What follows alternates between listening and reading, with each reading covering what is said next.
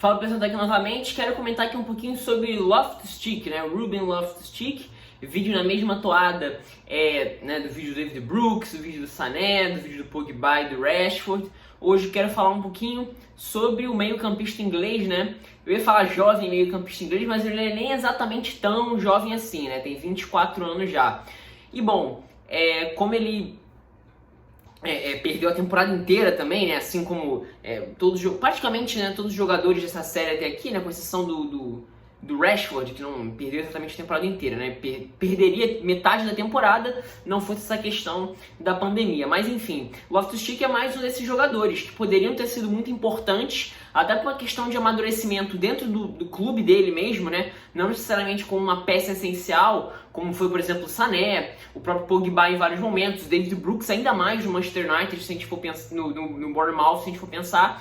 O Loftus-Cheek ele não está exatamente nesse grupo de jogadores essenciais para o seu clube, mas ele era um dos jogadores que, na minha opinião, poderia ter se desenvolvido muito, né? Principalmente vendo a segunda metade da temporada passada dele, né? Segunda metade da temporada 18-19, né? Ali o primeiro semestre de 2019, né? O primeiro semestre do ano passado, com o Maurício Sarri, né? Ele jogando como um meio-campista à esquerda, ele é um jogador da base do Chelsea, né? Foi emprestado ao Crystal Palace na temporada 17-18, ele amadureceu, e uma das principais características dele, pelo menos na minha opinião, é o misto de capacidade técnica com capacidade física, de imposição física mesmo, né? Só que algo que sempre me deixa um pouco de pé atrás em relação a ele, desde quando eu comecei a ver ele jogar, né, uns 4, 5 anos atrás mais ou menos, alguns jogos de Copa principalmente, é que eu achava ele um jogador um pouco fominha demais e que tomava decisões excessivamente erradas, né? Então, buscava um drible quando não era para buscar, às vezes tentava um passe muito difícil, quando talvez a melhor opção fosse um passe mais curto, enfim. Mas era um jogador que demonstrava qualidade técnica com bola no pé e muita facilidade para imposição física, não só na questão corporal mesmo, da disputa corpo a corpo, como também em questão de velocidade, né? Intensidade física para correr. Não sendo um velocista, mas um jogador que consegue sim ser intenso quando precisa acompanhar, apesar de ser um pouco, parece que às vezes é pouco envolvido com o jogo. Às vezes eu tinha essa impressão um pouco dele. Só que na temporada dele com o Maurício Sarri, o salto que ele deu de nível, e me parece até um pouco de maturidade dentro de campo, foi algo que realmente me deixou bastante impressionado. E ele, na minha opinião, pelo menos, se a gente pensa nos jogadores que mais evoluíram no Chelsea na temporada passada, na minha opinião, ele é o cara que encabeça essa lista, né? Como eu falei, principalmente a partir da segunda metade, né? O Chelsea do Maurício Sarri teve uma primeira metade de temporada, né? O segundo semestre de 2018. Né, só para situar vocês aí no calendário mesmo de tempo cronológico dos anos, né? Segundo semestre de 2018, ou seja, a primeira metade da temporada 18-19, foi uma primeira metade muito interessante, né? Um time com estilo de jogo bem definido, de troca de passes, de conseguir afundar o adversário no campo de defesa e conseguir, até por conta, eu acho até do fator surpresa para o restante dos times da Premier League em diversos momentos, o Chelsea conseguiu se impor. Só que a partir daquele período de meio de temporada, onde os jogos se afunilam, a situação ficou um pouco mais complicada e o nível do time começou a cair muito, né? Teve também a queda do Jorginho de rendimento, bastante rendimento do italiano, inclusive, e o Chelsea passou o restante da temporada em um time de bastante oscilação.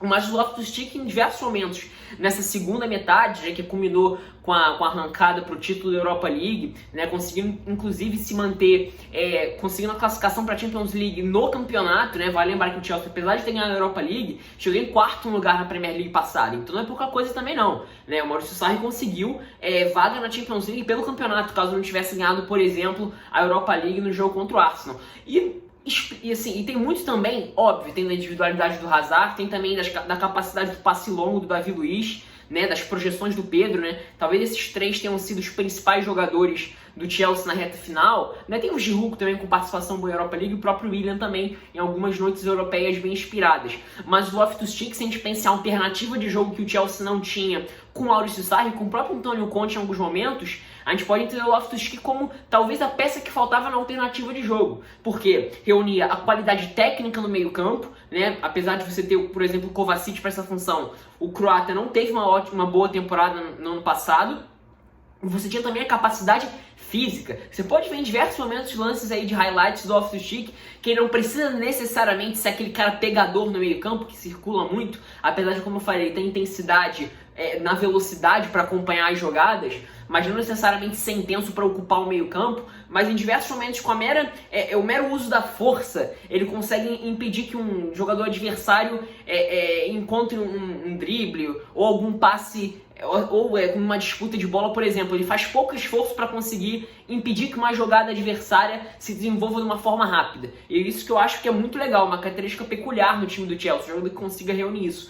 E a capacidade técnica de tomada de decisão e de amadurecimento. Ele jogava como meio campista à esquerda, então naturalmente teria o Hazard por aquele lado, né? Que melhor companhia seria do que o Bell, que foi um dos principais jogadores da Premier League, um dos principais jogadores do mundo nos últimos 5, 6 anos. Né? Ele se entendeu muito bem com o Hazard nesse período, sim. Né? Se o Hazard centralizava, em diversos momentos conseguia dar o suporte para o passe, né? Em diversos momentos ele subia aquela região onde o Hazard deixava, né, o corredor um pouco aberto, né? Não atacando como um ponta, mas conseguindo funcionar como mais uma opção de passe no movimento de diagonal que o Hazard fazia também. Né? Esse entendimento do Hazard que ele teve também na temporada passada foi muito interessante. E se a gente agora traz para essa temporada, se a gente pensa num time do Frank Lampard que busca ser mais direto que o time do Sarri, a gente pode dizer assim, e em diversos momentos nessa temporada a gente teve o Kovacic, por exemplo, como esse cara para fazer rapidamente essa transição defesa, ataque e velocidade, o Mason Mount, né, apesar de ora como uma dupla por dentro, ora como um trio nesse 3-4-3, partindo da esquerda em diagonal também, sendo um meio campista com um pouco mais de intensidade, uma característica um pouco diferente. Também conseguiu, né, principalmente agora nessa reta final, voltar a recuperar o bom futebol do início da temporada. E o Loftus-Cheek novamente vem como uma alternativa, né, para ser novamente utilizado como uma peça diferente para estilos de jogo diferentes. Então se a gente tem, por exemplo, um estilo... e vai enfrentar um adversário que se fecha muito, né? Isso, por exemplo, a gente pode falar daquele jogo contra o Bournemouth no Stamford Bridge e que o Chelsea perde.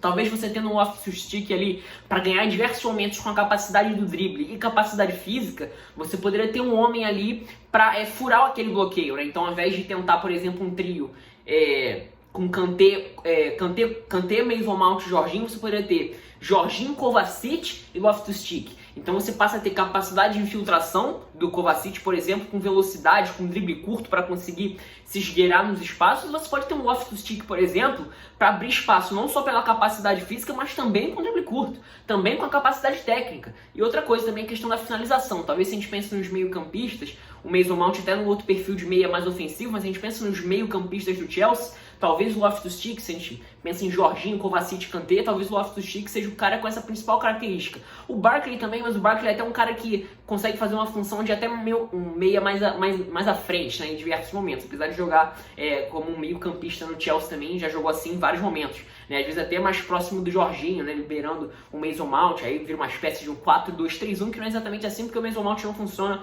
como um 10, né? Inclusive tem vídeo falando sobre o Mason Mount. Mas enfim, é isso, essa aqui é a minha opinião. Sinta-se livre nos comentários para concordar ou discordar, tá? É isso, espero que tenham gostado.